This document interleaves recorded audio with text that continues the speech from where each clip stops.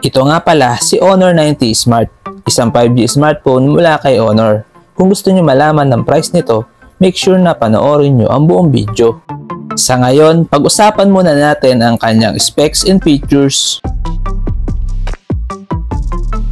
Meron nga pala siyang 6.8-inch Full HD Plus TFT LCD display with 1080 by 2412 pixel resolution. May 90Hz refresh rate at ito ay may 850 nits peak of brightness. Ang Honor 90 Smart ay may operating system na Magic OS 7.2 based on Android 13 with MediaTek Dimensity 6020 7nm chipset at may Mali G57 MC2 na GPU. Ang smartphone na to ay may 4GB of RAM with 128GB of internal storage.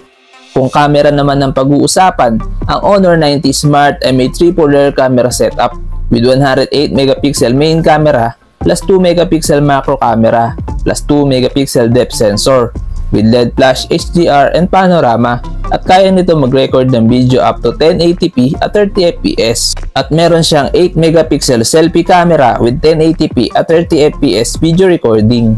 Pagdating naman sa battery, meron siyang 5,330 mAh battery capacity with 35W fast charging. Meron siyang side-mounted fingerprint scanner at meron itong stereo speakers. Sa dimensions, meron siyang 166.7 by 76.5 by 8.24mm at may timbang na 199 grams at ito ay may dual SIM. Sa connectivity, meron siyang 5G, dual band Wi-Fi, Bluetooth 5.1, GPS, GLONASS, Galileo, BDS, NFC, headphone jack, OTG, and USB Type-C. Ngayon naman guys, dito na tayo sa kanyang price. Ang estimated price ng Honor 90 Smart ay around 14,000 pesos. Ito ay price conversion lamang at pwede pa ito magbago kung sakali magiging available ito sa Philippines.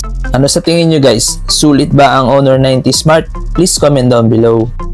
Hanggang dito na lang muna ang video natin guys. Huwag nyo kalimutan mag-subscribe para lagi kayong updated sa mga bago nating video.